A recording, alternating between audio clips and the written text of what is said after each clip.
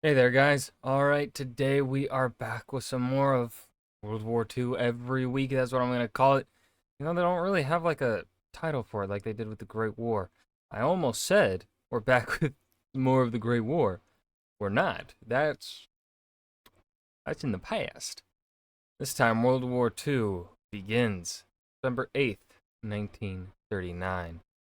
Before we dive in, make sure you go and check out the links in the description box below. I would love if you join the Discord, follow me over at Twitch, and please do go check out the two gaming channels here on YouTube. One is for edited content, and then the other is just uh, the stream VODs, the long form stuff, the 3 or so hours of gaming and yapping.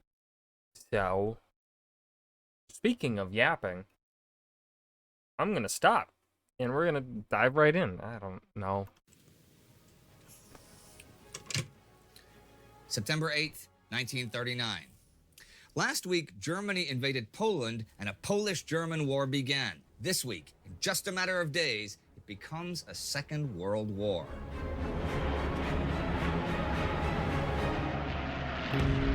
I wonder how much of the team from the Great War is over here on the World War II team.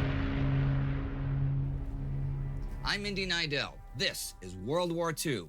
That invasion happened on the final day of last week, September 1st.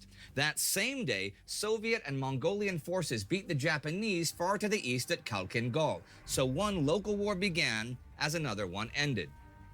The European one raged full force already from its beginning. This was the Blitzkrieg, the Lightning War. Blitzkrieg aimed to inflict a total defeat on an enemy through a single powerful offensive. This was to be achieved by speed, firepower, and mobility. General Heinz Guderian's book Achtung Panzer articulated this strategy, which aimed to avoid the costly and indecisive trench warfare of 1914 to 1918. Now, in World War I, Germany had pioneered shock troop tactics, which were a similar general idea, but pretty much involved just special... Now, I've never read it. I never will. But I've heard some people say that Achtung Panzer is a bit, revisionist in the sense of Guderian writing things in a way to shift the blame off of himself for things. That's true. Is that a commonly believed, like, accepted thing in the historiography revolving around World War II and also post-war surviving Nazis? I don't know. Specialized infantry, since Germany had hardly any tanks then, and not many motorized vehicles in general since they lacked rubber, and no real combined doctrine. The idea then and now was to avoid centers of resistance to maintain the momentum and concentrate on the enemy's rear to break supply and communication lines. Then, less mobile forces could mop up isolated, bypassed pockets of resistance. Blitzkrieg required new technology, but also leaders with the flexibility and tactical skill to exploit opportunities as they arose in order to maintain the speed of the attack. On the 2nd, Gerd von Rundstedt's Army Group South is already across the Warta River after a series of quick but costly battles near the border. Krakow is pretty near the front lines already by now. The Luftwaffe spreads chaos and terror in the rear. Since the Polish troops were deployed so far forward, as we saw last week, the German advance is now in their rear, preventing reserves from coming in and ruining Polish communications. Britain sends an ultimatum to Germany. It expires at 11 o'clock the 3rd, and when it does, Britain is at war with Germany. Australia and New Zealand declare war immediately as well. The French declare war on Canada. What the fuck? The Aussies and the New Zealanders, they're ready to throw hands. Canada? Germany before their ultimatum even expires. South Africa declares war the 5th. It will now be a world war with nations from 3 continents so far participating. On the 3rd, British Prime Minister Neville Chamberlain forms a war cabinet. Winston Churchill is First Lord of the Admiralty and Anthony Eden Secretary for the I remember another time when Churchill was First Lord of the Admiralty. Dominions. Those two were the biggest opposition to the appeasement policy pursued by the British government that kept giving in to Hitler's territorial demands the past few years in order to preserve peace. Churchill had said earlier this year of that policy, "We have suffered a total and unmitigated defeat. Czechoslovakia will be engulfed in the Nazi regime. We are in the presence of a disaster of the first magnitude. We have sustained a defeat without a war. We have passed an awful milestone in our history. Neville Chamberlain at the same time. My good friends, this is the second time in our history that there has come back to Downing Street from Germany peace with honor. I believe it is peace for our time. Oh, Neville, you idealistic fool. I don't even know if it would be idealistic because it's still kind of fucked up. You're like, yeah, we know this man's fucked up. We know Hitler is a bit, tad fucked up. We're still gonna let him do his thing. But we're gonna hope that he just keeps it contained. That's kind of messed up. Well, Churchill was right, and peace is long gone. On the 3rd, Wilhelm List's forces are beginning to converge on Warsaw, and the Polish Łódź army is in retreat. The World War at sea begins as the SS Athenia is torpedoed off the northwest Irish coast by U-30, the German sub commanded by Julius Lemp. 112 people die, including 28 Americans. Now, Lemp and his crew mistake the Athenia for an armed merchant ship, but it had set sail before Britain's declaration of war with over 1,100 passengers. You might expect an American outcry, but American President Franklin Roosevelt broadcasts a radio address to the American public saying, "Let no man or woman, thoughtlessly or falsely, talk of America sending its armies to European fields. At this moment, there is being prepared a proclamation of American neutrality." That neutrality is proclaimed on the 5th. This week, 39 of the 58 German submarines are at sea. German Commodore Karl Dönitz had hoped for a fleet of 300 before making war with Britain, but he hadn't expected war for several more years. On the 5th, 4 British unarmed merchant ships and 1 French are sunk by U-boats. The British retaliate by sinking 2 German merchant ships. As for the war in the air, 10 British planes fly 13 tons of anti-Nazi propaganda leaflets across the North Sea to drop them on the Ruhr. This is 6 million sheets of paper reading, Jesus Christ. "Your rulers have condemned you to the massacres, miseries, That's and a lot of privations paper. of a war they cannot ever hope to win." On the 4th, RAF bombers go into action against German warships in Heligoland Bight. 6 of 24 aircraft are lost.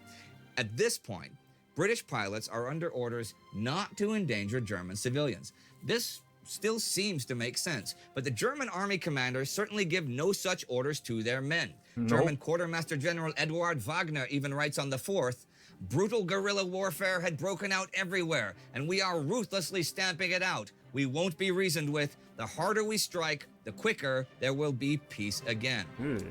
But it wasn't at all just the German army doing the striking. By this time, nearly 4,000 officers of the SS Death's Head regiments are ready to conduct the police and security measures in the conquered territory I mentioned last week. They mean death squad to kill people indiscriminately for existing. Yay. In fact, on the 3rd, Heinrich Himmler tells SS General Udo von Boyrsch to carry out radical suppression of the incipient Polish insurrection in the newly occupied parts of Upper Silesia. This is a bit bloodier than that sounds, since whole villages were, in fact, burned to the ground. I read in Martin Gilbert's The Second World War that in Truskolassy, they round up and shoot 55 Polish peasants. This includes a child of 2. 20 Jews are executed in the marketplace at Wierusov. German bombers target Suliov, an undefended small town with a peacetime population of around 6,500, though it has a few thousand refugees as well by now. The bombers set the town on fire, and then low-flying planes strafe the panicked masses with machine guns. Scenes like this will become commonplace over the next few weeks behind the battle lines. 2 wars raged simultaneously, one on the battlefront of armed men and the other in towns and villages far behind the front line. But it isn't just one-sided, just mostly one-sided. The Poles are plenty angry at anything that seems related to the invaders. This week, there are mass arrests of ethnic Germans who are believed to be a 5th column. On the 3rd, at Bydgoszcz, 1,000 German civilians are massacred, according according to Max Hastings, after it's alleged they'd fired on Polish soldiers. Martin Gilbert says that the next day there, over 1,000 Poles are murdered, lined up, and shot. And the Blitzkrieg continues. On the 6th, Walter von Reichenau's 10th Army, that covered 60 kilometers just the first 2 days of the war, has now penetrated to the east of Łódź. Krakow falls to elements of Wilhelm List's 14th Army. This is a city of 250,000 people. The Polish government and Army High Command leave the capital, Warsaw. They order the army to pull back to the rivers Narew, Vistula, and San. Within a day, the Narew defenders are ordered further back to the Bug. Also on the 6th, outside Mrocha, 19 Polish officers are shot. They had already surrendered after a fight with a German tank unit. Other Polish POWs are locked into a hut that is then set on fire. Jesus Basically, Christ. POWs, already in the first week of this war, do not have any idea what treatment to expect. Geneva Convention rules of war, laid down over the years, are not the rules that the German army is playing by. On the 7th, French troops cross the German border near Saarbrücken. They cross and then they're shot at and they walk back across, right? Isn't that how it goes? Mobilization is too small to really allow for any bigger action, but these probing attacks will continue for another 10 days. That day in London, the first meeting of the Land Forces Committee of the War Cabinet is held. Churchill proposes the creation of an army of 20 divisions by March 1940. The committee thinks the war will last at least 3 years, so they want to have 35 more divisions by the end of 1941. At sea, the British are already using the convoy system that foiled German subs in World War I.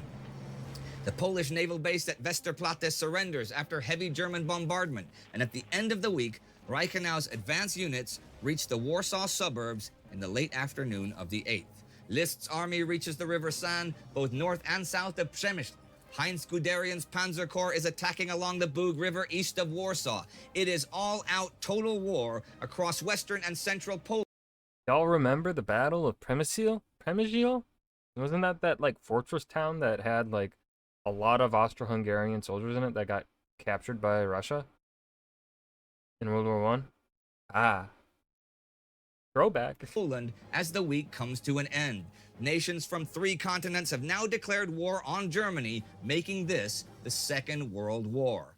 The war in the skies, the war at sea have begun, and the war against humanity in the conquered territory has very much also begun.